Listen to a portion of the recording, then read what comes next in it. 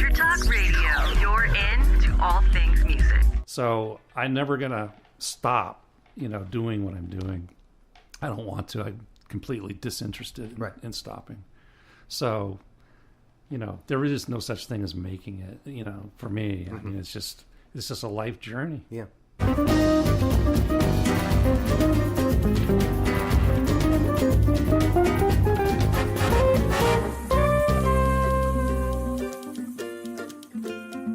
Welcome to Making It with Terry Whalum, the show that explores the secrets, successes, and strategies for making it in the music biz. And now, here's your host, Terry Whalum.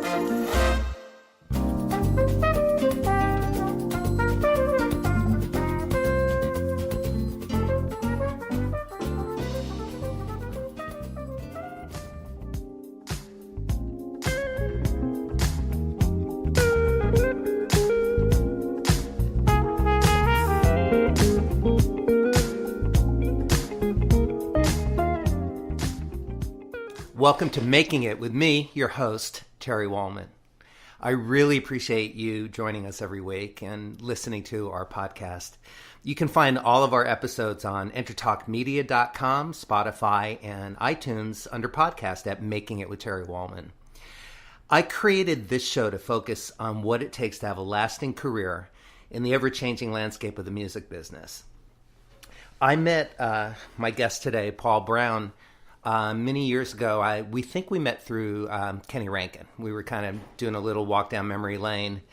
But regardless, we've known each other for a long time. And let me tell you a little bit about Paul. Paul Brown's talents as producer-engineer have earned him 2 Grammy Awards and an impressive string of over 60 number one hits on radio and record smooth jazz chart. In a career spanning multiple decades, Brown has worked on projects for artists including Luther Vandross, George Benson, Al Jarreau, Kirk Whalum, Patti, Larry Carlton, Aretha Franklin, Diana Ross, Boney James, Peter White, Jeffrey Osbourne, and Bobby Caldwell, among many others. Born in Los Angeles to musician parents who sang with Mel Tormé, Frank Sinatra, and Elvis Presley, Brown started playing drums at age 5 and picked up his first guitar 2 years later. During high school, he played in various bands and first began working as an assistant engineer in a studio when he was 15. After studying music and math at the University of Oregon, Brown returned to L.A. and began his rise to fame producing, composing, and engineering for a bevy of artists from across the R&B, pop, and contemporary jazz spectrum. Paul Brown, welcome to Making It. Yay! Thanks, Terry. You're welcome. And this is a fun one for me because, number one, we get to be in the room together. That's true. And also, we're in your studio, the Funky Joint. The Funky Joint, that's true. When did you start your own studio, and what possessed you? I know I mean, obviously you're an engineer, but still having your own studio, when you first put it together was kind of ahead of the curve. Well, yeah, I spent my 20s basically working at Amigo Studios, which was owned by Warner Brothers. And so I would work 100-hour weeks and wouldn't see much of my wife or my kids. And when I got to be about late 30s, I decided, you know what, I gotta have my studio at home.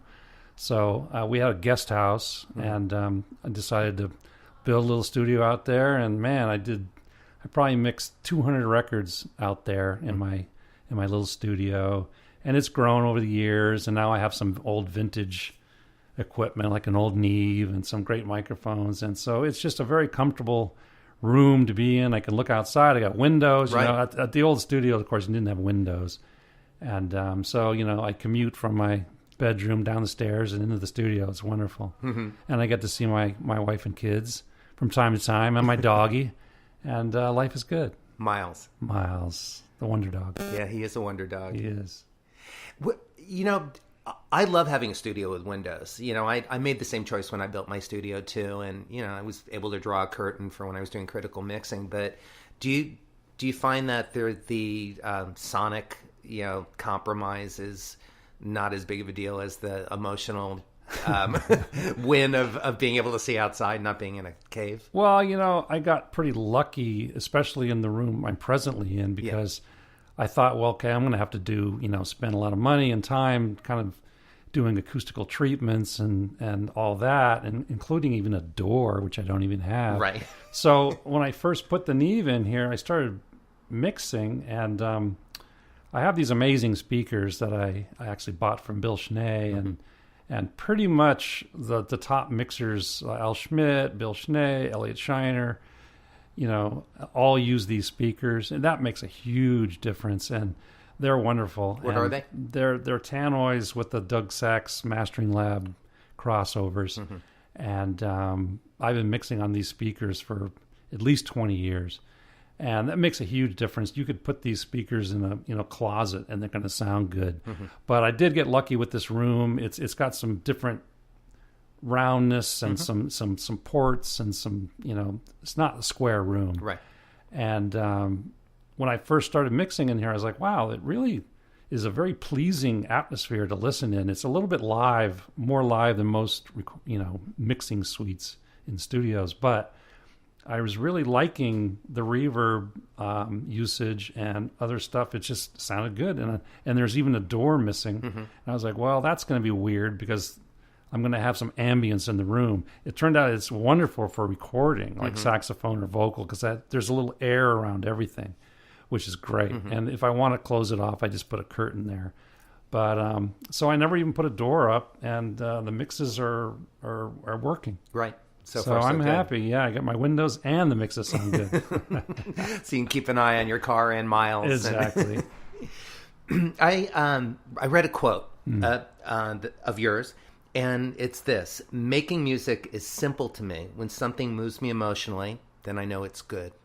That's true. I mean, I noticed early on, I was a drummer first. And so in my bands that I was working with, I was always doing the arrangements and trying to figure out how to make songs good. Did you study arranging when you were in No, music school? I mean, my father was an amazing arranger and singer. And so after years of listening to him arrange for choir and for, just basic vocal groups, I know that it had an effect on me in terms of that. And then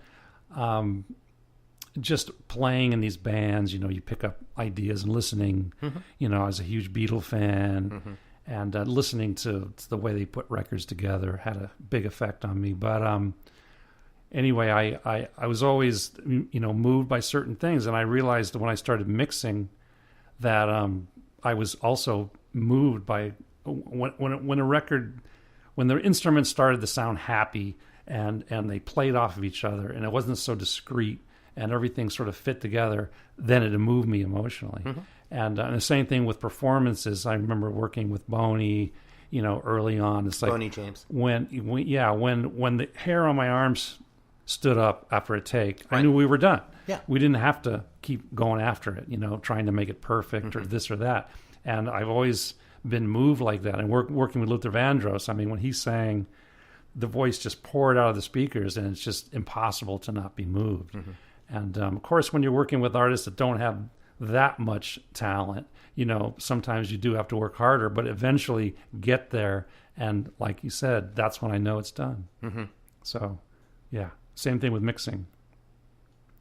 If I'm not being moved emotionally, I know I have to keep working. Right. Yeah, that's my experience with mixing also. Yeah. It's a very but then organic, again, emotional process.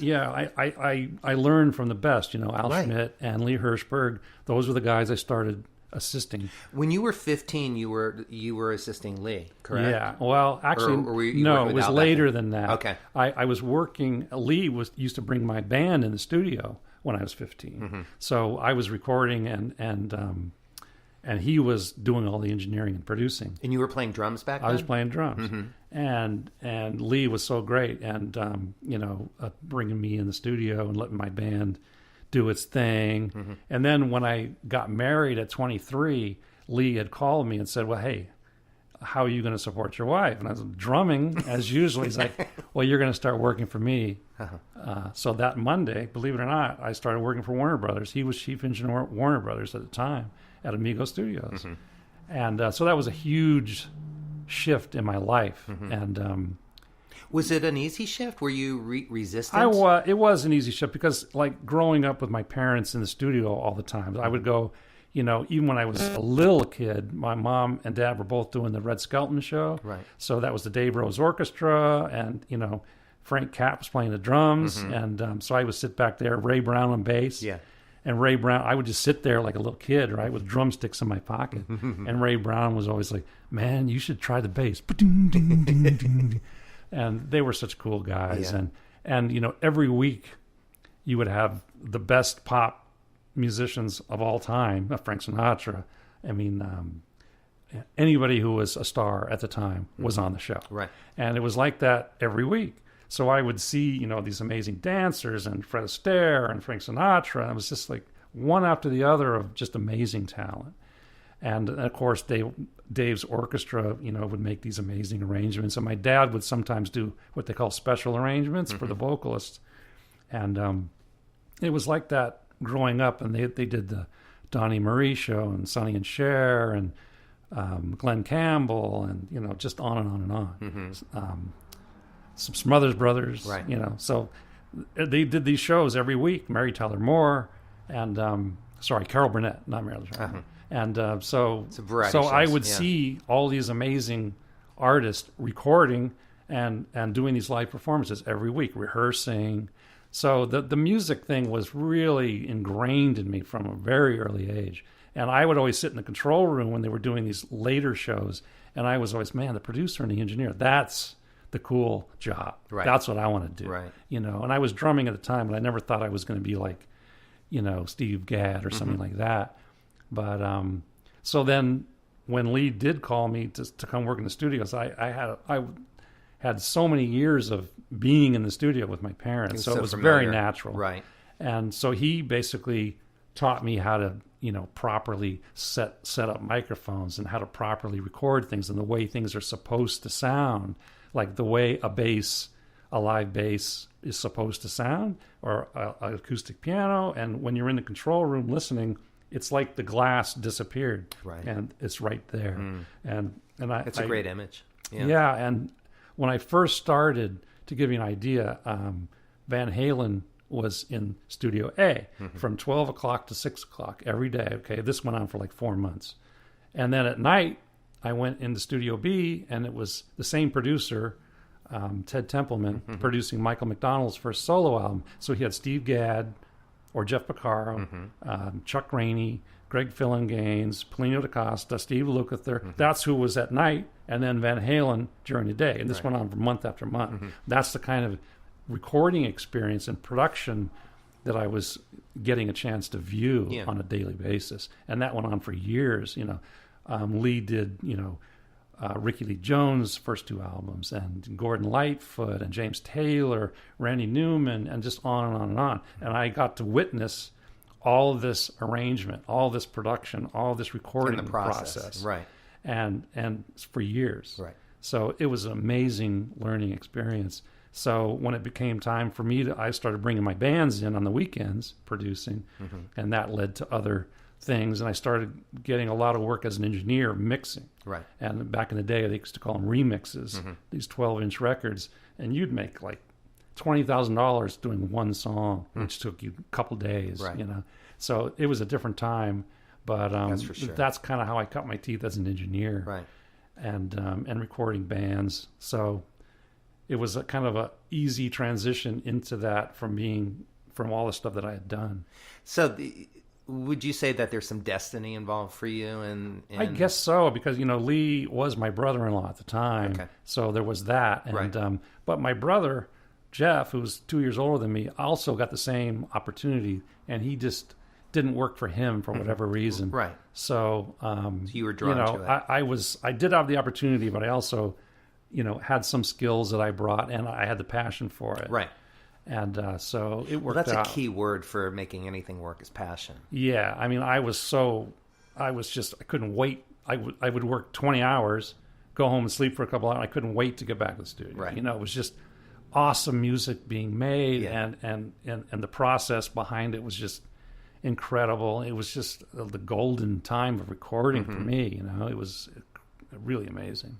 Let's take a moment to talk about your mom and dad. Okay. They were both singers, musicians. Yes. Working musicians, and seriously working musicians. I mean, doing the best of the... They were the best of the best. Yeah, my mom was probably the most used and heard background singer of all time. You know, and she did, you know, Rice-A-Roni, San Francisco Treat for 50 years.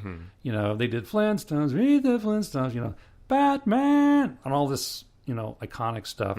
And then sang on so many records. And there was a time when if a actress opened her mouth on film, it was my mom singing. Stunt singer. Yeah, stunt singer. What do they call that, actually? I don't know. Just Singing. Singing. They're lip singing. That I know. But they, you know, they did so much stuff. Even like on Sam Cooke, You Send Me, that's her. You know, in the background.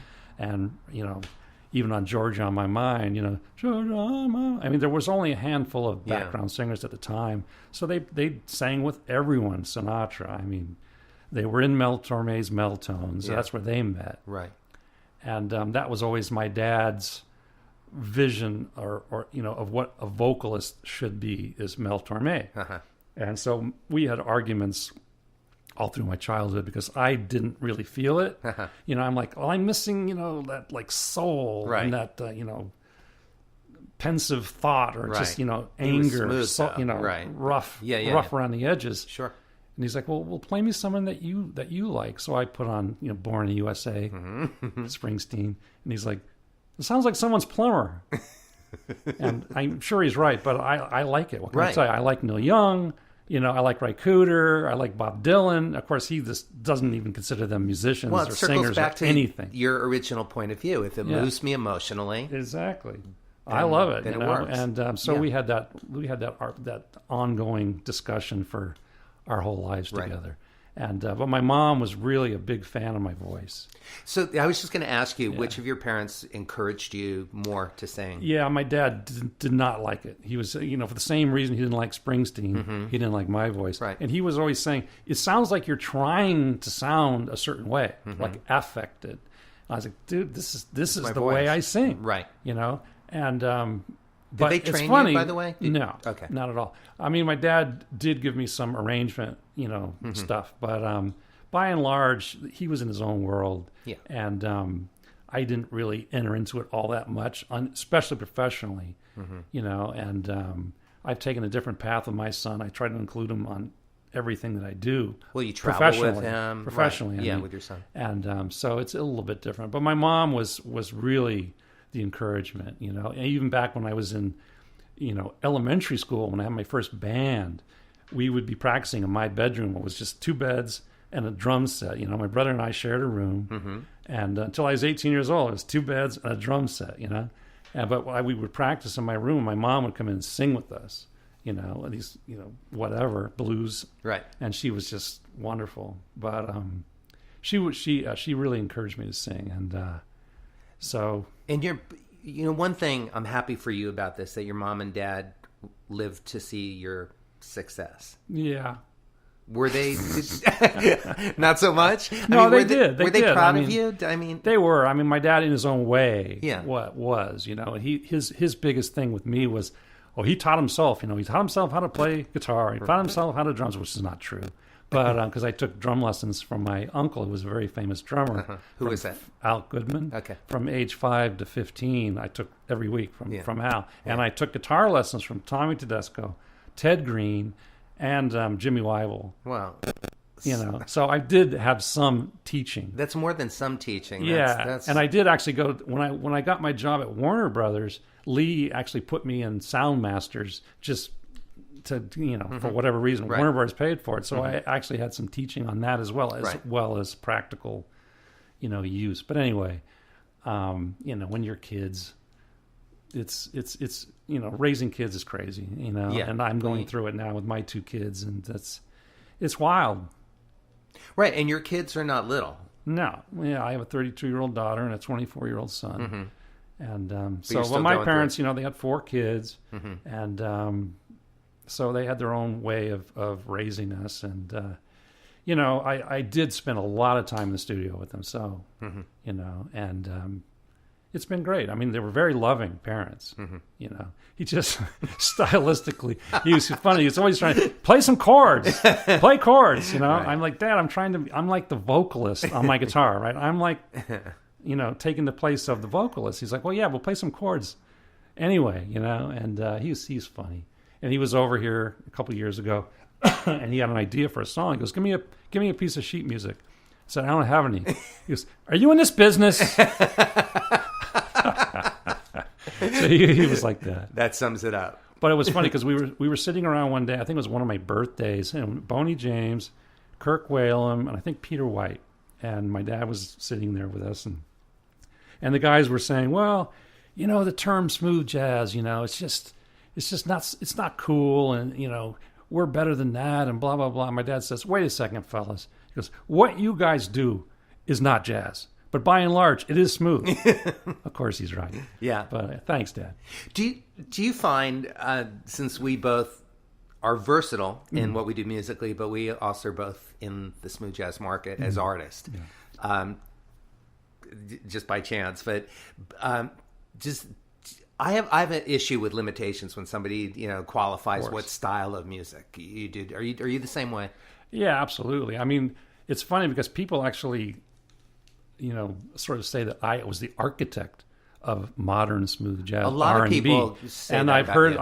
I've heard that say that, but I don't see it that way. But basically, what happened was when I was working with Luther Vandross, okay, and this was in the late '80s, and also working with Bobby Caldwell, and Bobby, I was mixing his record, and he asked me to go to Japan with him to mix house and record. And I said, well, I don't really do that as a rule. I've done it a little bit for Luther, but I don't really want to do it, you know. But he said, well, it's for a month over there, and you know, we'll pay you this. And I said, well, it might be a cool experience. Yeah. So I met Boney was playing, Jim band. and I was playing with Bobby Caldwell, second keyboards and just a little bit of sax. But he knew that I was working with Luther, and he liked Luther stuff and also Sam Rainey stuff that I did a little bit of. So as soon as I heard Boney, I instantly heard that he has a gift, you know. Yeah. So on the road, he's like, well, you know, I really want you to produce a record for me. And at the time, I said, well, I wasn't into smooth jazz at all. I had no idea what it was. Right. I mean, I listened to George Benson, Grover. That's about the extent of it. Right. So, and actually, smooth jazz really wasn't even around then. You know, Spyro Gyro. Yeah, Crusaders. The Crusaders, that kind of stuff. It was kind of shifting, I guess. It was. Kenny G was out there. He was, yeah. So But even his first album sat. that's true. It didn't, you know, and then a year later, Clive pumped some money into it, and same album, no remix, no anything, and it became a smash. So at the time, you know, I said, well, I'll tell you what, if you do a Luther Vandross record with saxophone and you change your name from Jim Oppenheim, I'll consider it. I'll do it. So I said, great. So then we were on a search for names, you know, and we finally got Boney. But so that's what we did. We did basically R&B Luther record with saxophone. Right. And it was tremendously successful. Yeah, it was. And for whatever reason, it had a huge impact at radio, and it was on this little label called Spindletop. And actually, this guy, Barry Wilson, had like, he was way ahead of the curve on smooth jazz. He had David Benoit, Right. Rick Flouting, another guitar player, Boney, and Sam Rainey, and the Neville Brothers. And he was making these records. And so we made it for this little label, and he could not keep up with manufacturing. He was selling like 20,000 a week, right? Amazing. So then Warner Brothers called me a little bit after that. This was after I'd already worked. I'd already gone independent as an engineer after working at Warner Brothers for 15 years. So I went independent, and Warner Brothers called me and said, "Who's this kid, Boney James?" I told them, I said, "This is what we're doing," and they said, "Well, we want to sign him." So they ended up buying that record that we did for this little label, bought him out, and signed him for another 7 records, and ended up doing 9 records with Boney at Warner Brothers. And that, you know, was kind of the beginning of my production at that level. Right. And you know, we were selling like platinum, and you know, we did 9 records, and we sold almost 10 million records. And we wrote the songs. Say that as well. again. Almost 10 million. Yeah, Yeah, that's pretty amazing. it's pretty amazing. Yeah. And it's still going. Yeah. You know, and Warner Brothers, God bless them, you know, they they pay their bills. Yeah, that's good. And you still get, you know, royalties from 20 years ago. It's great, you know. And if the record doesn't sell, you still get a statement saying it didn't sell. You That's know, refreshing. that's the way it should be. Right, exactly. You know? And I always thought so. A lot of labels are maybe catching up to that, but so far they got a Yeah. long way to go.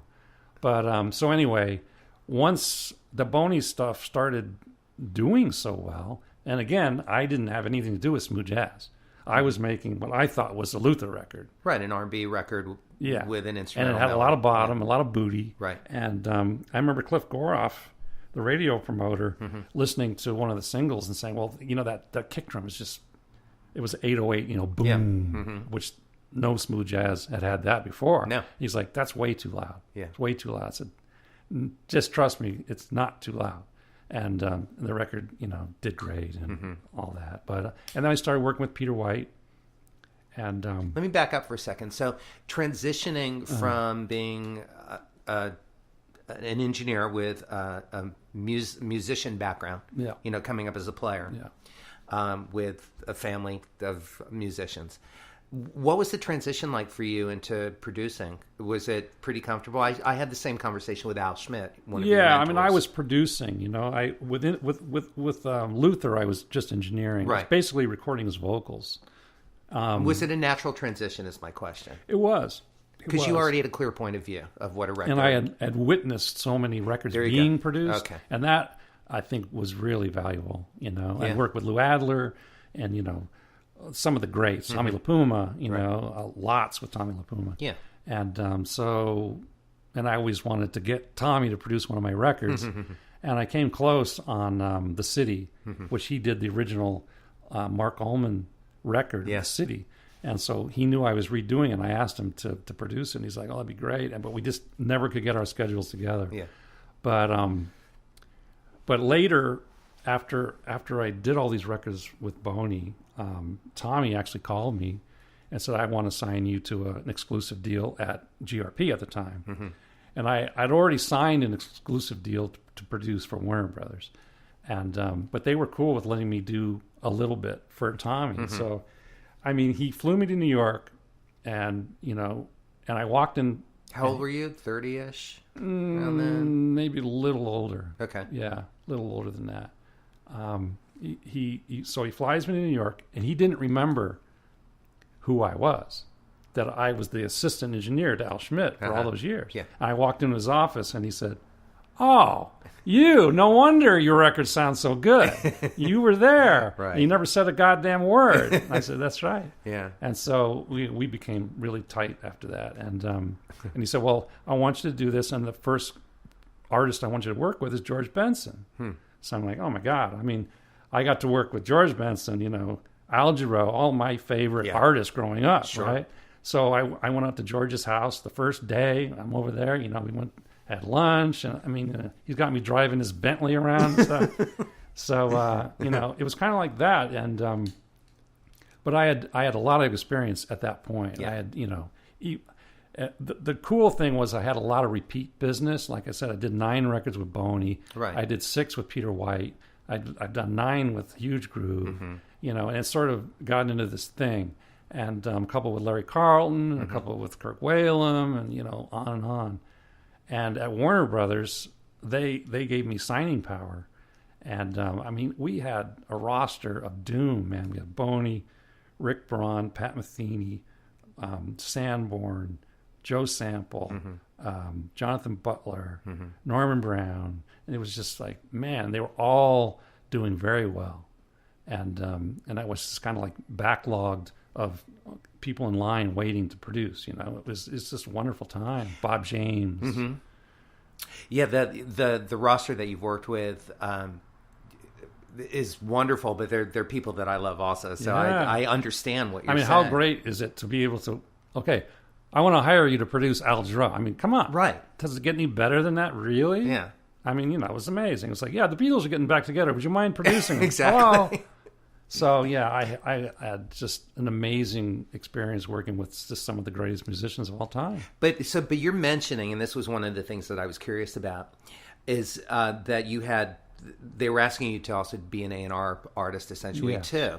So, which is fantastic, that because you had the understanding of and again, you had a strong point of view of, what would work. Yeah.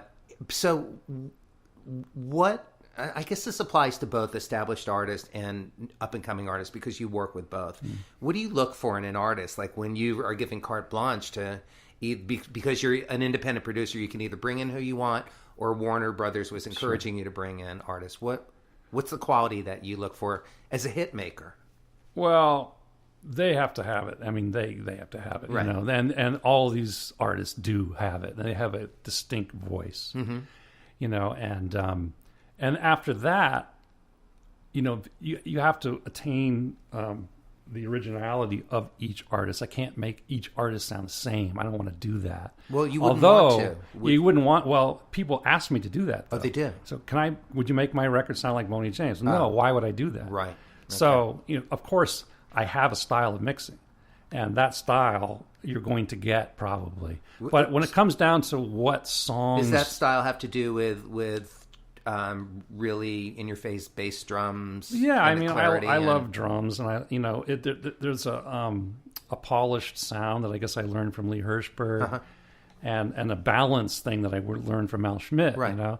and it's just the way I hear stuff, and for whatever reason, people have liked it, and it's worked for me, and I haven't had to alter it to do anything, but there is a stylistic thing there, and if you listen down to the records, probably the mixing makes more of a difference to other people's music than the production, right? Because you got bass, drums, keys, strings, sax, vocals, whatever.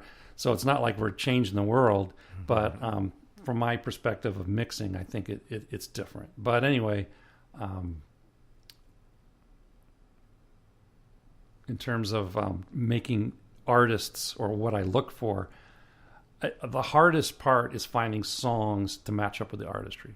Well, that's the second part of my question. What do you look for in a song? Well, I mean, like for Boney, he knows how to turn a melody beautifully. It just flows out of him. Other people, it's more angular or whatever, more aggressive. So certain melodies, big melodies, work for someone like a Richard Elliott that might not work for a Boney James. And Boney likes to finesse and caress and sort of engulf you, where Richard likes to, really wail it out emotionally. Right. So different songs for those two guys for sure. And same thing with a singer like a Luther Vandross. He's going to do a different kind of song than an Al Jarreau, etc. So, and with someone like George Benson, he's going to do probably a different song than I would do on guitar. Right. Like he did Softly as in a Morning Sunrise. I could not play that song. I mean, I could play it, but it wouldn't sound like that. Right. And so you have to find the right material. That's probably the most important part of A&R production. You can. I remember I did this one song for Al Jarreau that he wrote called "Flame." He wrote with Larry Williams, great writer, producer, keyboard player, sax player, amazing guy. Yeah. So anyway, the production is like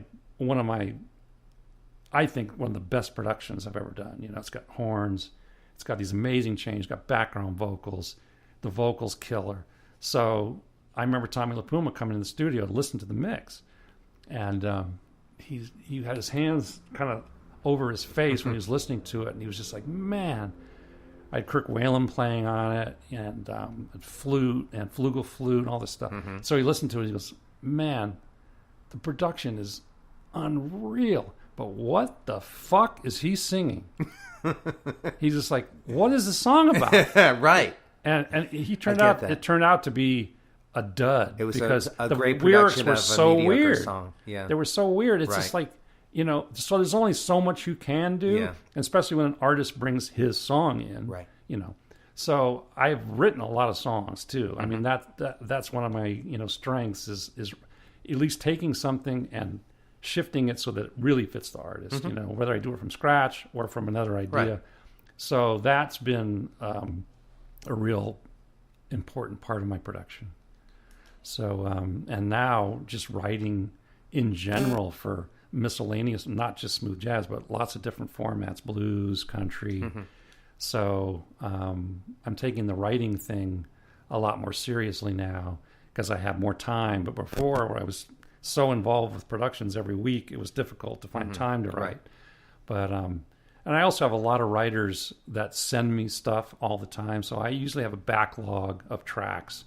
So when an artist calls me and says, well, I want you to produce a couple songs, and a lot of times they'll call and say, I just want you to record a single, and because I want to get radio success, you know. So, and I'll do it, but I prefer recording a whole CD, obviously, because you're painting a whole picture. Well, I still believe in the arc of a story of creating a record. But it's becoming less and less important. Of course it is. Because people just, now they're just streaming the singles. Right. They won't even stream the other songs. Right. So you're not selling anything, and they're not going to stream the other 8 songs. So what the hell are they doing, So even more so than ever, you can have a couple of commercial songs, and you can do whatever the hell you want on the other 8 songs. It's totally...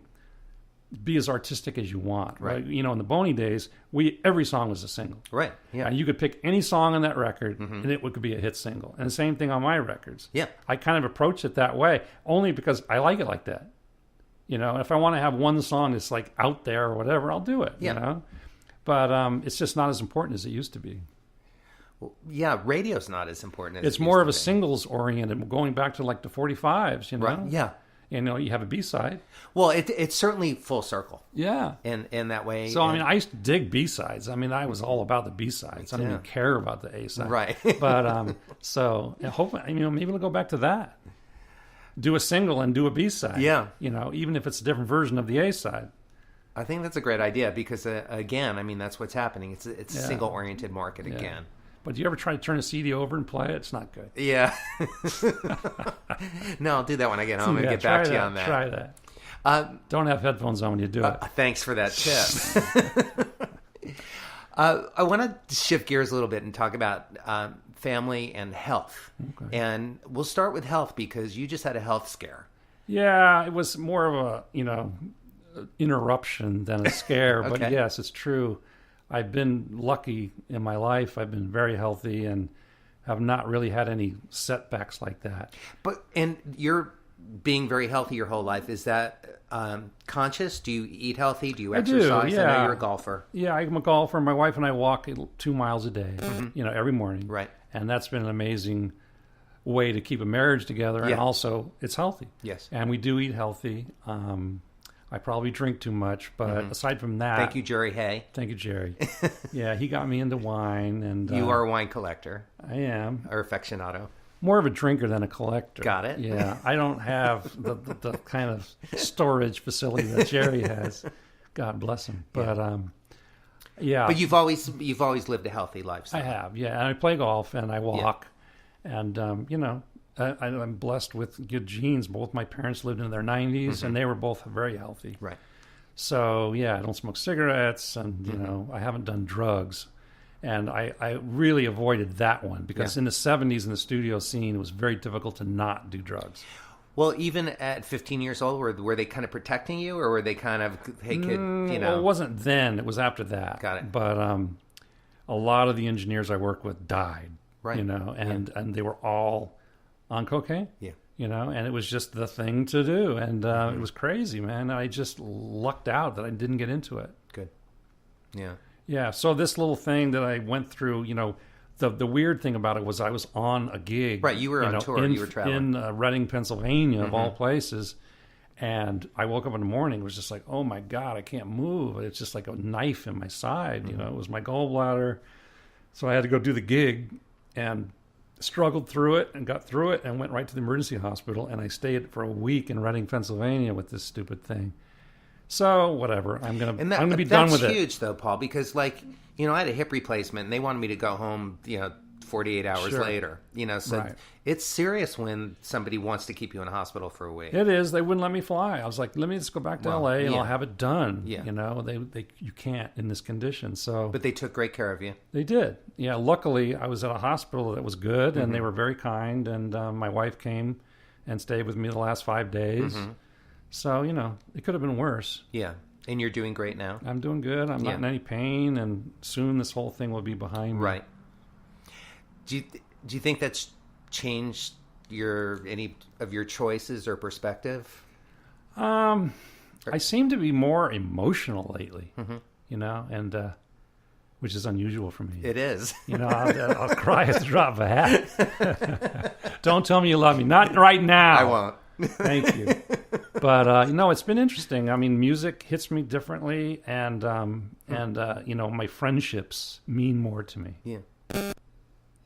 So, there you go. Well, that's valuable. I think so. Yeah. So, I recommend getting a gallbladder problem immediately. Yeah, if you want to, just have more emotion and depth and meaning to your life. I love you, man. I love you too, but I don't want to tell you because we got another half hour of a show to do. 20 minutes actually. Okay. I'm glad you're feeling better. Thank you. There were a lot of people that were rooting for you. Yeah, I didn't mean to scare anybody, but I had a bad night, and the doctors came in. They said, "Well, we found these spots on your liver." And I'm like, "Oh my God." Yeah. And I'm like, under heavy medication at the time and by myself. Yeah. And I was just like, gallbladder, that's not a big deal. But liver, oh my God, that's life changing. Right. And I was like, I don't think I want to do that. I started thinking about Chuck Loeb. Right. And Jeff Golub. And I was like, oh my God. And your mom and dad, of course. Yeah. But they lived 94. Yeah. But poor Chuck and Jeff, I mean, it's just like, hey man, you can, it's just going to happen to you. Right. I never thought it could happen to me, but Jesus, it's like when it hits you, it's like, wow. You've told me before, just casually, that you kind of feel like your career sort of happened out of order or backwards. I don't remember exactly how you said it. Is that because you started as a musician and now you're coming into your own as an artist the last, 15 years? Yeah, I think most artists start as artists and then maybe go into production later as they gain experience recording and whatnot. Mm-hmm. So I think starting as a producer and then becoming an artist is a little bit unusual. I didn't get my first record deal until I was 48 years old. Yeah. And that might be some sort of record. Although my wife's going to get her first at 62, so she's got me killed. Well, that's a whole nother story. But very briefly, and I want to let everybody know, I've heard a couple of the tracks of your wife Jackie singing and the songs that you've written together, and it's pretty wonderful. And that she's kind of a surprise late bloomer as well, like you're saying. Yeah, well, she, it came as a surprise to both of us because she never sang. I mean, literally, we've been married 40 years, and I tell people that in 40 years, we do not talk about music. We just don't, I mean, there's other things, children, homes, dogs, life. Yeah. And so we just, after working in the studio for 20 hours, the last thing you want to do is talk about music. Sure.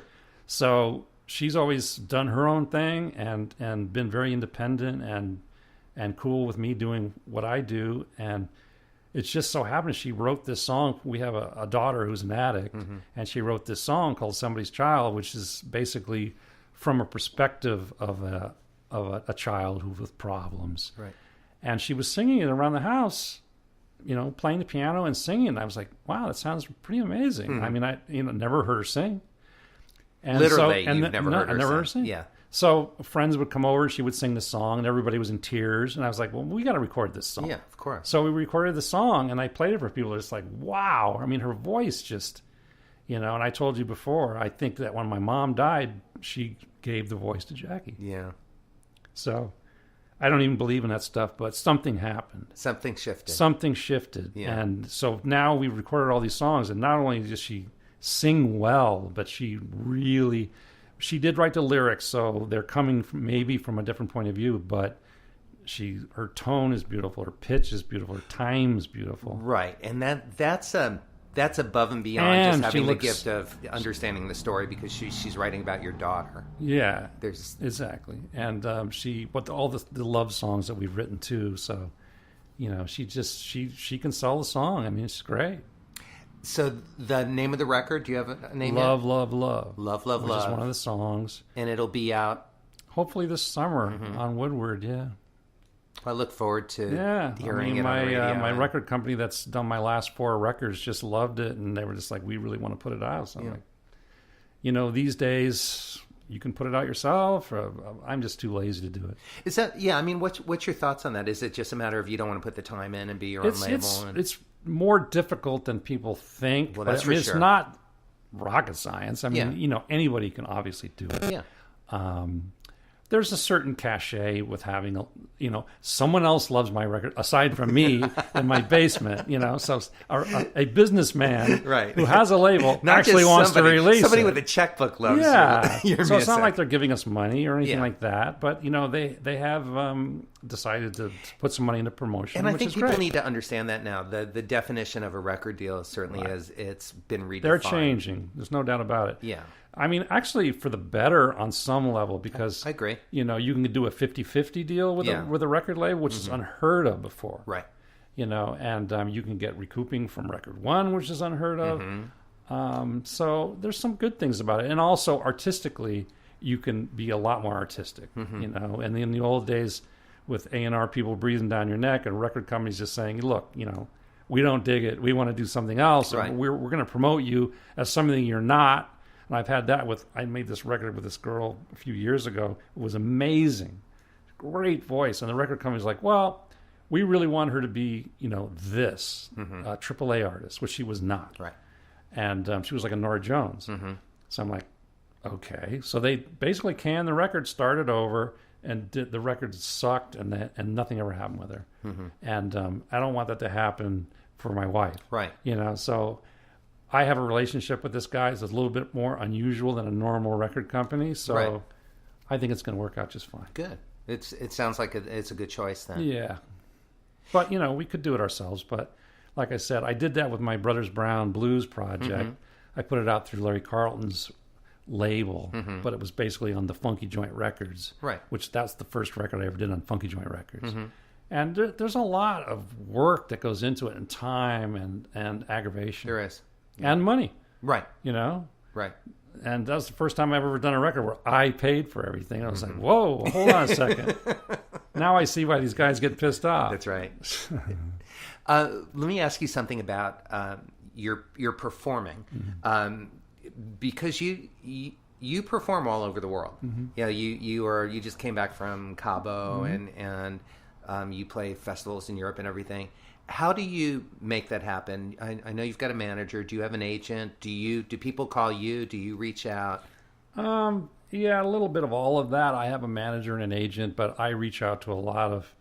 I mean, it started when I first started. I had I guess the luck of people knew who I was at radio. Right. You know, because of my productions. They you know, so I had that a little bit of an advantage when I sent my singles to radio because they knew my name already. Right. So I was lucky that I just got tremendous amount of airplay. And I've had like 9 number ones in a row, you know, putting just my own singles out. Right. And a couple of them were songs of the year. So that really led to getting shows because the radio stations back then actually did shows. Yeah, those were great days when they did know, that. I go up to San Francisco and played at Union Square. Right. You know, played at the Wave Fest, you know, and I'm just starting. Yeah. You know, and Art Good gave me a chance for my first concert ever. I opened for the Crusaders at Catalina. You did. Yeah. So I had one record out, and a record hadn't even come out yet. So he was really cool about that. So I've been really lucky, and that sort of snowballed to some of the promoters in Europe calling me, and I've become friends with them, and I call them, and sometimes the agent gets me gigs, and sometimes I just get them myself. Yeah, I think you have to pretty much do all of it. Right. Yeah. You know, it's a very hands-on world. If you have world some that we're people in now. helping you, that's great, but that doesn't always work out. And so I find that calling promoters is pretty cool way to do it.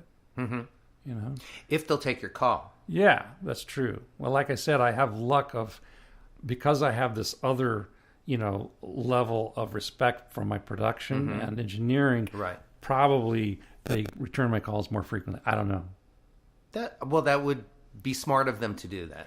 Well, I guess, but I mean, why not call you back? I mean, it's stupid, you know. But I know, but I think I've been told from a lot of artists that promoters don't want to talk directly to the artist. That's been my experience. Yeah, they want to talk to a manager. Right. And same thing with record companies. They don't want to talk to the artist. Right. It was years ago, but I remember we were shopping one of my records, an independent record. My attorney was doing it.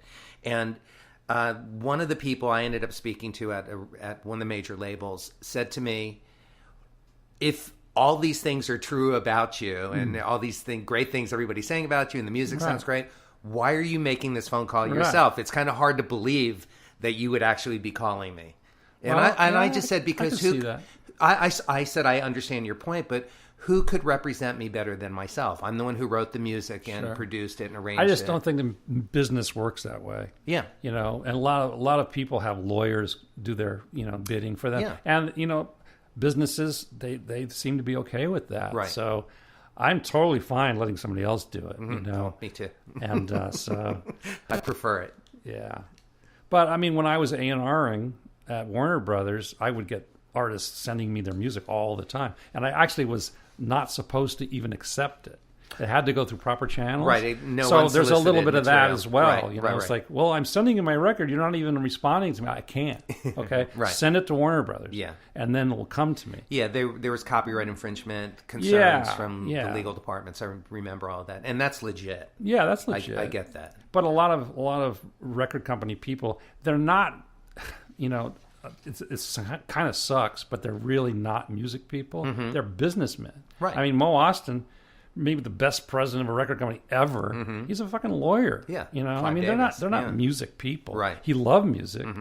But, a lot of record companies now are run by music people. Yeah. So you can call them, but you're not going to call, these businessmen. No.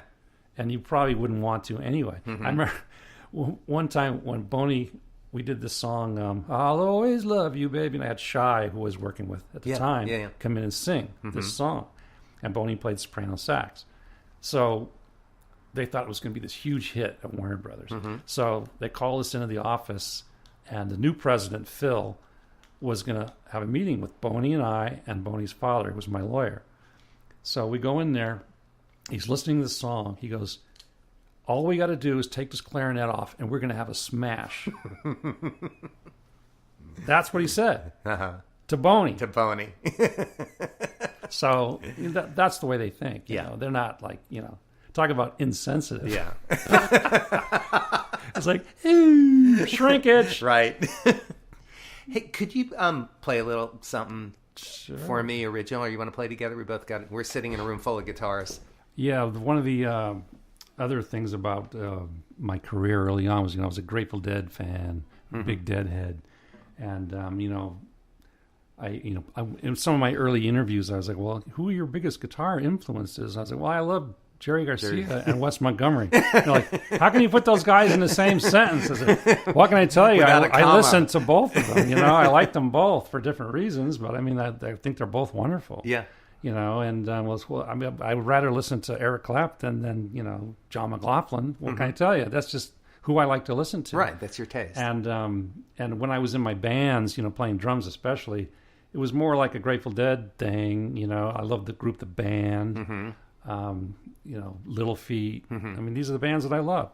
So I've been writing songs lately that are way more in that style. And this one in particular, I kind of wrote for the Grateful Dead, or I could hear someone like Willie Nelson, but it's like, let's all get high up on the mountain. Let the world just slip away. We'll all come down all together and somehow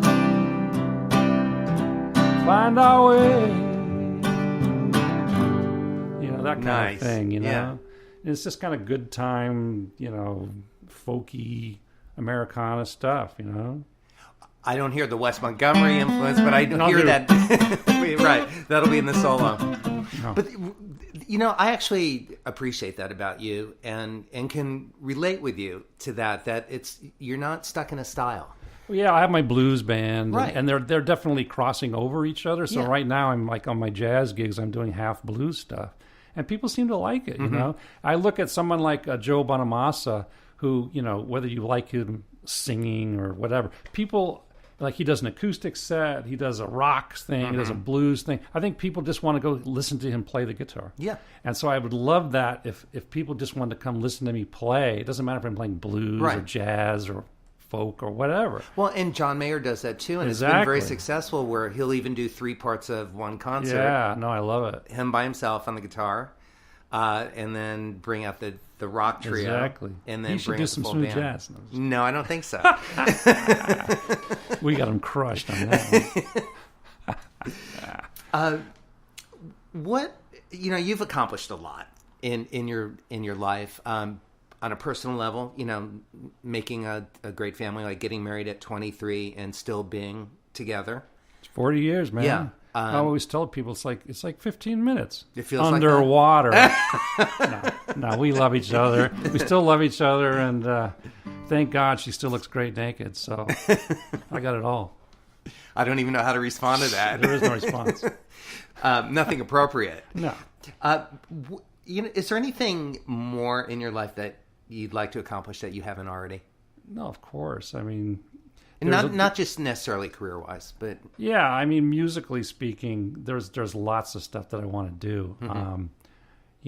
I always wanted to make a jazz record with Aretha Franklin. Of course, that's not going to happen now. yeah, timing's not so great on that. No, but there's a few other singers that I wouldn't mind doing that with, and I wouldn't mind taking some jazz singers and doing some other kinds of things with as well. Yeah. Just kind of crossing genres. But I love golfing, and I've played a lot of the greatest courses in the planet, but there's a lot of ones that I still want to play. That's something that's on my bucket list. Like over in Ireland? Or... Yeah, I've been to Ireland. I've never played the old course in Scotland, and I'm going to do that this year. I want to go to Machu Picchu. Yeah. I'm going to do that this year. I love traveling. My wife and I love... I do too. We really love Europe a lot, but we're going to try some other things. And Some more tropical things? Or we've done Hawaii a lot. For a while there, we were going every year to Maui, Right. and then and lately we've been more in Europe. So I love that, and I go to Iceland a lot. No, never been. Yeah, I love Iceland, and musically it's great. And I was lucky because one of my oldest friends, Jakob Magnusson, is from Iceland, and he's actually the mayor of downtown. And so every time I go to Iceland, it's always, he's also involved with Mezzoforte and all the top guys over there. And so he's also on the board at the center where they have this amazing music center. There's only 200,000 people in this, the country. In the country. And they mainly live in Reykjavik. Right. But they have opera, ballet, jazz, and all at this thing. They support it, which is 200,000 people. There's more than that in Van Nuys, way more. So it's pretty awesome. And the music scene over there is in Icelandic, which is it's the smallest population with their own language, and they have their own money. So it's a very peculiar place. But and the architecture, because they didn't have the Norman and any of the old Renaissance architecture from Europe, because they didn't go over there, and so it wasn't until the 19th century that they started building actual, not mud huts, like real buildings. So their architecture is really different, and there's a little bit of European influence, but mainly a Western influence. But then they have this Nordic thing, and it's just an amazing place. Food's amazing. They have all their own food. And everything is based on this geothermal thing. So they heat the housing with water from the floors, and it's silent. And the rooms are always perfectly temperatured, And so that's amazing. It sounds like an incredible place. It's crazy. I'm they're educated. Adding it to my list. Fit. worldly, and they speak English very well, and Danish and Icelandic. And it's an incredible place. We are close to the end of the show. I want to get to right. my closing questions, and I've got 3 questions that I ask all of my guests. The first is a 2-part question. Since this show's called Making It, Right. what does making it mean to you both personally and professionally? Well, like I said, I've been so lucky, and I've probably made it 10 times over, you know, so I'm, you know, if I never work again, that would be a drag, but it wouldn't be the end of the world for me. Not that I have so much money, but it's just, I've done so much. And I really appreciate it, and it's wonderful. I want to keep going, but you know, my parents, they sang up until they were gone, you know, and my mom was singing with the King Sisters at 92 years old. So I'm never going to stop, you know, doing what I'm doing. I don't want to. I'm completely disinterested in stopping. So, you know, there is no such thing as making it, you know, for me. I mean, it's just a life journey. Yeah. What are 3 tips for success that have driven your career? You know what? If you're not passionate about it and willing to put in the hours, then you really shouldn't bother. But, you know, I try to tell my son, you know, all the time, it's like, you got to have a work ethic. And, you know, it doesn't matter if somebody pays me $10,000 to do a mix or $100 to do a mix. You do the same job. thing. Right, me too. I'm not capable of doing it any other way than the way I do it. And I don't want to do it any other way. I would never just say, okay, here it is. If I'm not in love with it, I'm not done with it. So there's that. And I think that everybody should have that. And whatever it is that they do, they should always do the best they can possibly do, no matter what it is. And you know, sometimes you work with artists who are not that talented. But you have to suck it up and just go, hey, man, I have to make the best record I can possibly make. And the amazing thing is, when you work with all these artists, I work with hundreds of artists, they all feel the same about their music. Doesn't matter if it's George Benson or someone who's just starting, who can barely play. They feel the same thing about their music, as strong. And so you can't belittle or take a shortcut on anything. And so that's kind of the way I've gone about doing it. And I think that and plus, you have to do pretty much everything at this point in time. If I tried to make money just as a guitar player, I'd be living in a mud hut in Tijuana. I mean, that's a fact. Yeah. You know, so I have to master, I have to engineer, I have to produce, I have to write, and pretty much do everything, you know. And I like doing all of them, and they all play off each other, and they're all creative in their own way. And it makes you a better engineer if you're a producer, and it makes you a better engineer if you're a mastering guy, you know. And if you come from a mastering point of view while you're mixing, I mean, or even recording with that in mind, I think that's a good experience, you know. And guys that have never mastered or never mixed and they're recording, I don't know, they're going to do differently than people that they know when they put the faders up. Okay, this is the way it's supposed to sound, okay? And so when you're recording, all those things play into, you know, where you put the microphone, the EQ you use, how far the instruments are from each other if you want leakage, because leakage can be very good. Yeah. You know, it can be very bad, but good leakage is how these super magical records sound the way they do. You know, Frank Sinatra, for example. Right. You cannot have a Frank Sinatra record with everything discrete. It wouldn't sound good at all. And I recently did a record with Wendy Moten called Timeless, where we set up in a semicircle, piano, bass, drums, guitar, and Wendy. And I put her next to the piano, no headphones.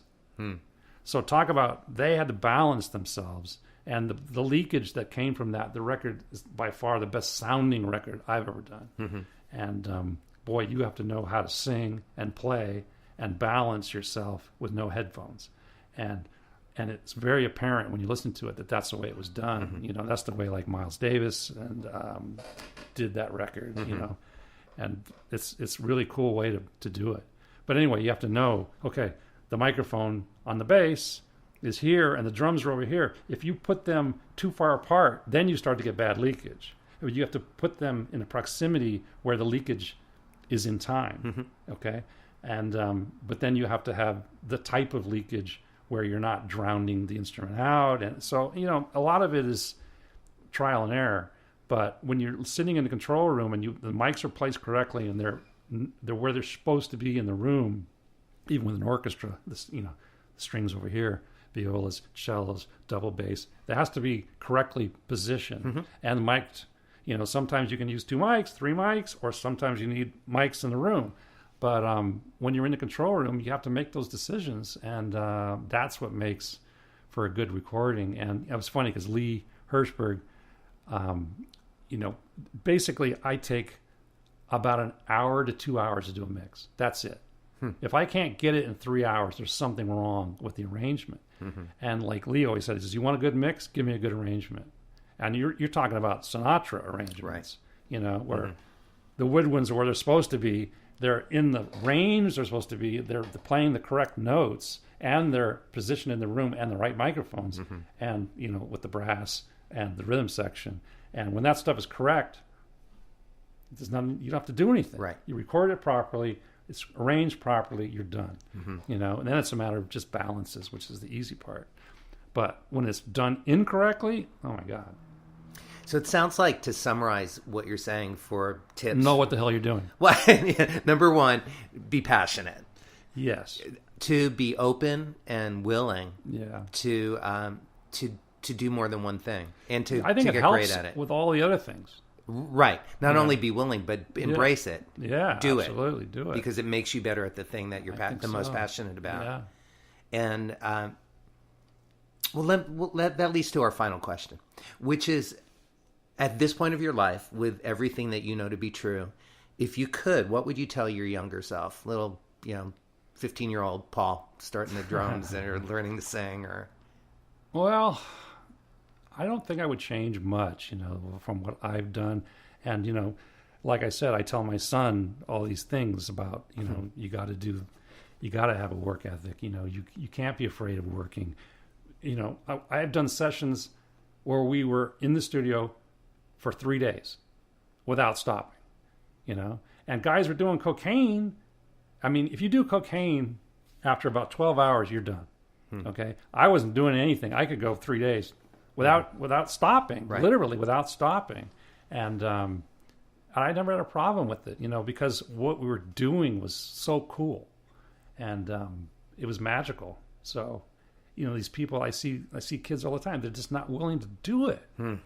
Well, I don't feel good, or whatever. Right. It's like, dude, suck it up. This is good work here. This is like special. It is. And it's timeless. And in 20 years from now, you're going to look back and say, that's a beautiful photograph. Yes. Oh, I was tired. I haven't eaten today. Oh, shut the fuck up. Right. Yeah. So I just wasn't like that. And I was a shy kid. I wasn't like super forceful, but I would listen.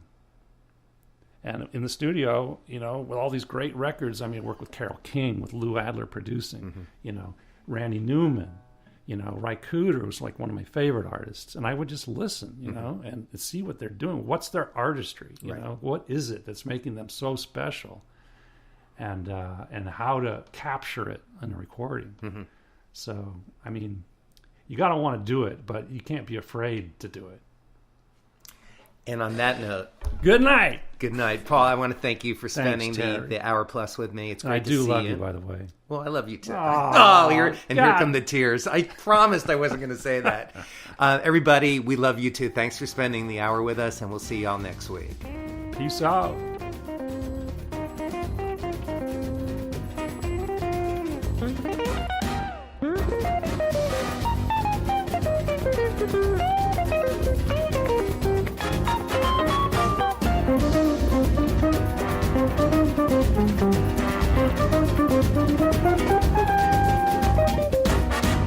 Tune in again next week for another great episode of Making It with Terry Whalum.